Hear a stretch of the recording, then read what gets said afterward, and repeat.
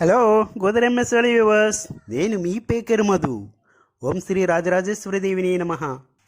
మన వైజాగ్ సీతమ్మ దారిలో ఉన్న ఒక ఇంటి లివింగ్ రూమ్లో ఇంటి ఓనర్ కోరిక మేరకు తిరుమల తిరుపతి దేవాలయం యొక్క లైట్స్ వ్యూలో పెయింటింగ్ చిత్రీకరించడం జరిగింది. ఇంటి ఓనర్ ఐడియా ప్రకారం తిరుమల దేవాలయం అలాగే ఆలయ బ్యాక్గ్రౌండ్ చేయమని ఆర్టిస్టులకు చెప్పి ఆయన తీసిన కొన్ని తిరుపతి దేవాలయం ఫొటోస్ని రిఫరెన్స్ కోసం వాళ్ళకి ఇచ్చారంట.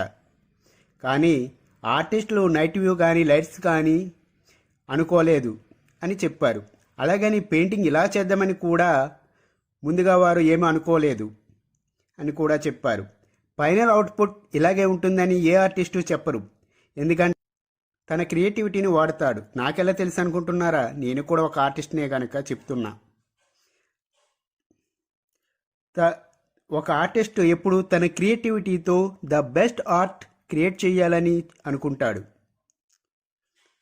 కాబట్టి టెంపుల్ కోనేరు కోనేరు ఘాట్ రోడ్ పైన ఉన్న బ్రిడ్జ్, కొండల్లో ఉన్న శ్రీ వెంకటేశ్వర స్వామి సైడ్ వ్యూ, కోనేరు, ఇలా అన్నింటిని వారు కంపోజ్ చేశామని చెప్పారు.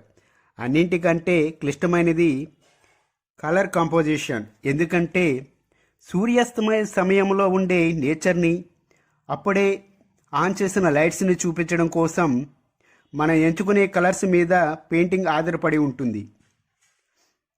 అలాగే ఆయనతో పాటు ముగ్గురు ఆర్టిస్టులు 11 రోజుల పాటు కష్టపడి పనిచేసి ఈ పెయింటింగ్ని 9 రోజులు, మొదట 9 రోజులు dark colours and dull colours వాడారు.